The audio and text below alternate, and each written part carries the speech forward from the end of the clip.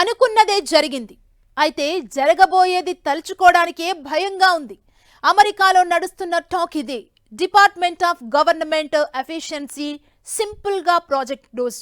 ఎన్నికల ప్రచారం నుంచి ట్రంప్ పదే పదే ప్రస్తావిస్తున్న మాట ఇది. అనుకున్నట్లుగానే ఈ ప్రాజెక్టు బాధ్యతల్ని మస్క్ కు అప్పగించారు ట్రంప్. మరి ఇప్పుడు మస్క్ ఏం చేయబోతున్నారు?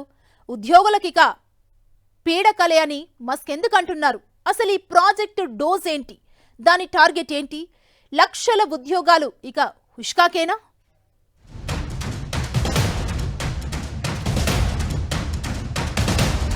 ట్రంప్ సర్కార్లో మస్క్కు కీలక బాధ్యతలు. అసలేంటి ప్రాజెక్టు డిఓజీ? టార్గెట్ ఏంటి?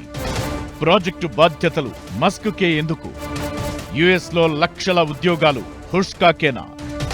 అమెరికా ఎన్నికల్లో అద్భుత విజయం సాధించిన ట్రంప్ అధ్యక్ష బాధ్యతలు చేపట్టడానికి ముందే తన మంత్రివర్గాన్ని సిద్ధం చేసుకునే పనిలో పడ్డారు. ఎలక్షన్స్ లో తనకు మద్దతుగా నిలిచిన వారందరికీ తగిన పదవులు కేటాయిస్తున్నట్లు దాదాపుగా ప్రతిరోజు ఆయన నుంచి ఓ ప్రకటన వినిపిస్తోంది. ట్రంప్ విజయం కోసం అందరికంటే ఎక్కువ కష్టపడింది మస్కే.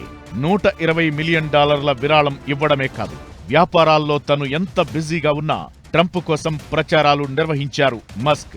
డెమోక్రాట్లను దెబ్బతీసే వ్యూహాలు రచిస్తూ వాటిని జనాల్లోకి పర్ఫెక్ట్ గా తీసుకెళ్లగలిగారు. ట్రంప్ గెలిచారు అంటే ఓ రకంగా ఆ క్రెడిట్ అంతా మస్క్కే ఇవ్వాలి అనడంలో ఎలాంటి అనుమానం లేదు. అలాంటి మస్క్కు ట్రంప్ కీలక బాధ్యతలు అప్పగించారు.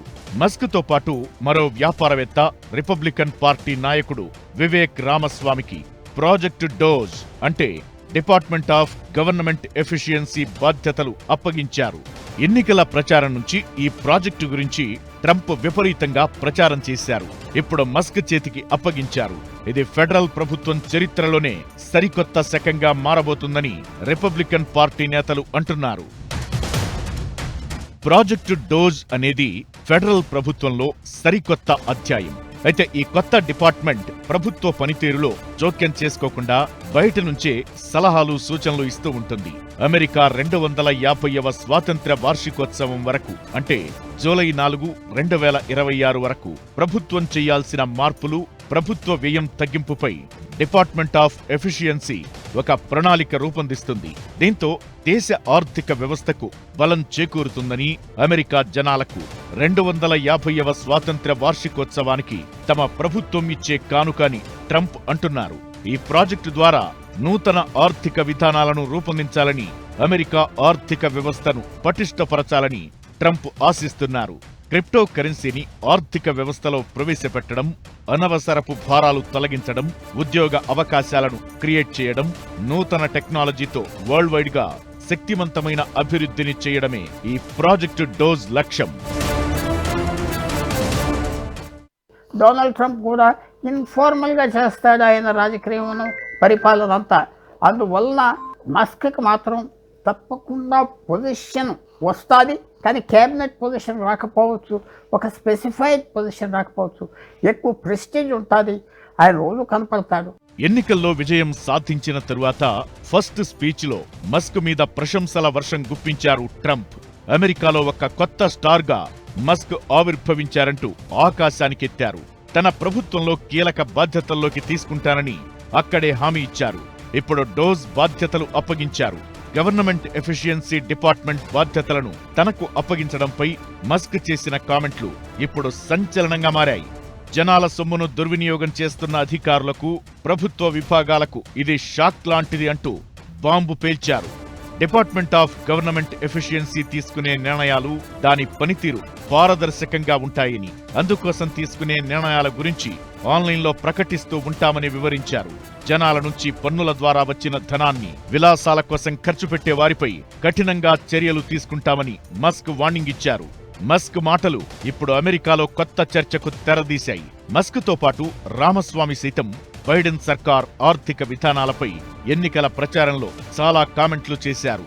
తాము గెలిస్తే ఆర్థిక వ్యవస్థపై అదనపు భారాన్ని తగ్గిస్తామన్నారు.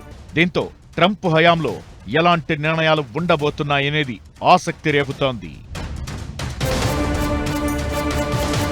అమెరికా ఫెడరల్ బడ్జెట్ నుంచి కనీసం $2 ట్రిలియన్ తగ్గించుకోవచ్చని ఎన్నికల ప్రచారంలో మస్క్ చాలాసార్లు చెప్పారు. రక్షణ రంగంతో సహా ప్రభుత్వ ఏజెన్సీ కార్యకలాపాల కోసం కాంగ్రెస్ ఏటా ఖర్చు చేసే మొత్తాన్ని మించిపోతుందని, దీనికి సామాజిక భద్రత, మెడికేర్ వంటి కొన్ని ప్రజాదరణ పొందిన కార్యక్రమాల్లో కోతలు అవసరమని సూచించారు. దీంతో ఇప్పుడు మస్క్ నిర్ణయాలపై ఆసక్తి కనిపిస్తోంది. ప్రభుత్వ అధికార యంత్రాంగం ప్రక్షాళన, అనవసర ఖర్చుల తగ్గింపు, ఫెడరల్ ఏజెన్సీల పునర్నిర్మాణం వంటి బాధ్యతలపై మస్క్, రామస్వామి వర్క్ చేయబోతున్నారు. ఇకటు కేబినెట్లో మిగతా నియామకాల విషయంలోనూ ట్రంప్ ఆచితూచి నిర్ణయాలు తీసుకుంటున్నారు. విదేశాంగ మంత్రిగా ఫ్లోరిడా సెనేటర్ మార్కో రూబియోను అపాయింట్ చేసే అవకాశాలు కనిపిస్తున్నాయి. నిజానికి ఈ పదవి కోసం రామస్వామి పేరు ప్రముఖంగా వినిపించింది. జాతీయ భద్రతా సలహాదారుగా కాంగ్రెస్ సభ్యుడు మైక్ వాల్జ్ ఎంపిక దాదాపు ఫైనల్ అయినట్లు టాక్. రక్షణ మంత్రి నియామకంపైన ట్రంప్ కీలక కసరత్తులు చేస్తున్నారని తెలుస్తోంది. మొదటిసారి ప్రెసిడెంట్గా చేసినప్పుడు ఈ పదవిలో వరుసగా 5గురిని నియమించారు ట్రంప్. వీరిలో ఏ ఒక్కరూ ఆయన్ను మెప్పించలేకపోయారు. ఒకే ఆలోచన, ఒకే నిర్ణయం అన్నట్లుగా ట్రంప్, మస్క్ కనిపిస్తున్నారు. ట్రంప్ ప్రతి నిర్ణయంలో, ప్రతి అడుగులో మస్క్ కీలకం కాబోతున్నట్టు తెలుస్తోంది. యుక్రెయిన్ అధ్యక్షుడు జెలెన్స్కీతో ఫోన్లో మాట్లాడినప్పుడు మధ్యలో మస్క్ను తీసుకున్నారంటే అర్థం చేసుకోవచ్చు అతనికి ట్రంప్ ఏ స్థాయిలో ప్రాధాన్యత ఇస్తున్నారని. ఫెడరల్ ఉద్యోగుల తీరు మీద ట్రంప్ చాలా కోపంగా ఉన్నారు. అమెరికా జనాల సొమ్ము వృధా అవుతోందని ఆరోపించారు. ఇక ఉద్యోగాలు తీసేయడంలో స్పెషలిస్ట్ అయిన మస్క్ ఇప్పుడు ఆర్థిక భారం తగ్గిస్తానని ప్రకటనలు చేస్తున్నారు. దీంతో లక్షల ఉద్యోగాలు హుష్కాకయ్యే అవకాశాలు కనిపిస్తున్నాయనే చర్చ జరుగుతోంది. డోజ్ ప్రాజెక్టు మాత్రమే కాదు, అమెరికా విదేశాంగ విధానాల్లోనూ మస్క్ కీలక పాత్ర పోషించడం ఖాయమని పుతిన్ మీద చేసిన కామెంట్లే ఎగ్జాంపుల్ అనిపిస్తున్నాయి. ఖర్చులు తగ్గించడం, తక్కువ ఖర్చులతో పనులు కానిచ్చేయడం మస్కుకు తెలిసినంత మరొకరికి తెలియదు. ఆర్థిక వ్యవస్థ బలపడాలంటే తాత్కాలికంగా కొన్ని కష్టాలు తప్పవంటూ మస్క్ చేసిన కామెంట్లు ఇప్పుడు మళ్లీ రీసౌండ్ ఇస్తున్నాయి. ఖర్చు ఎక్కువ అనుకుంటే నిర్దాక్షణ్యంగా ఉద్యోగాలు పీకేసే మస్క్ ఇప్పుడేం చేయబోతున్నారు? లక్షల ఉద్యోగాలిక గాల్లో కలిసినట్లేనా? విదేశాంగ విధానాల్లోనూ మస్క్ వేలు పెట్టబోతున్నారా? జరుగుతున్న పరిణామాలు చెబుతుందేంటి?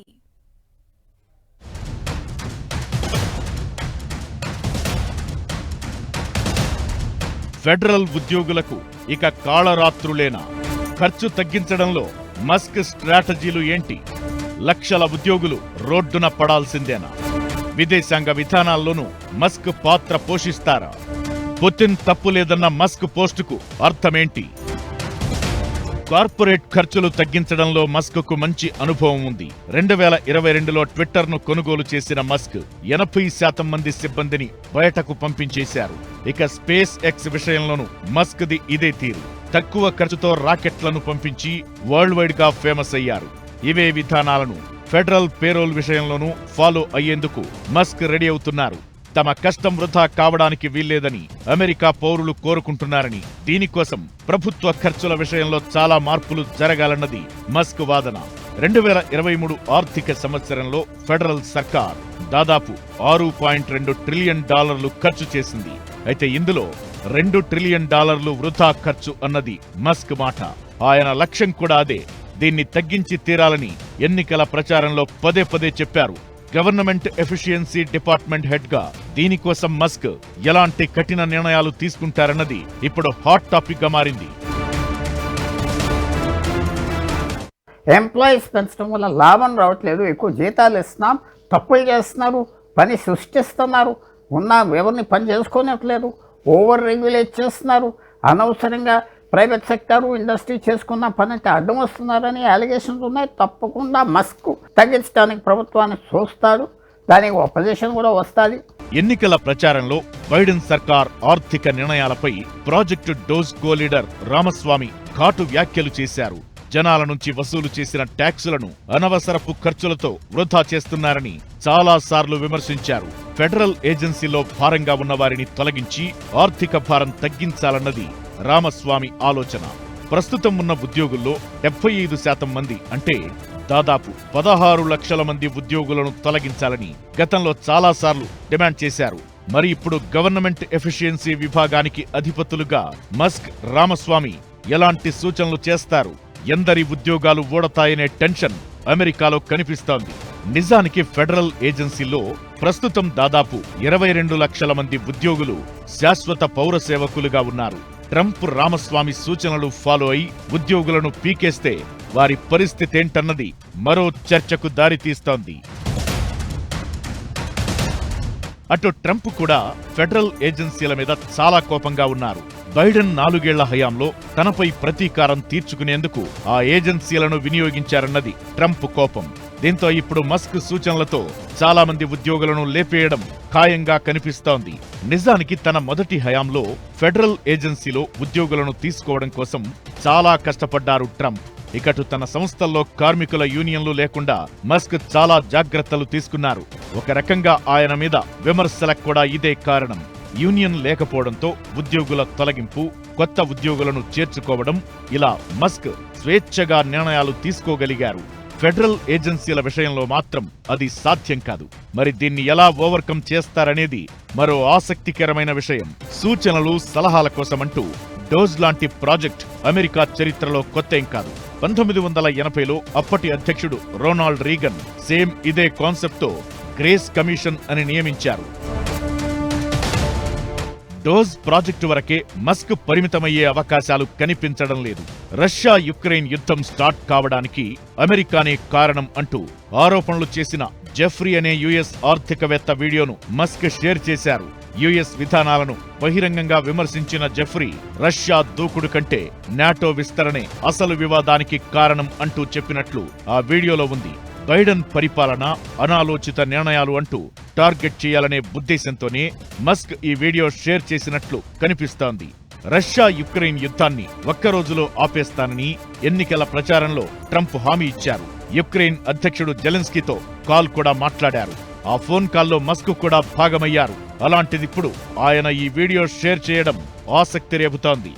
డిపార్ట్మెంట్ ఆఫ్ గవర్నమెంట్ ఎఫిషియన్సీకి కీలక బాధ్యతలతో అధికారాలు కూడా ఇచ్చే యోచనలో ట్రంప్ ఉన్నారు. దీంతో ఇప్పటి వరకు ట్రంప్ను వెనక ఉండి నడిపించిన మస్క్ ఇప్పుడు ముందుండి ఆయనకు దారి చూపించే అవకాశం ఉంది. ఏమైనా మస్క్ ఆట మొదలైనట్లే అనే చర్చ జరుగుతోంది.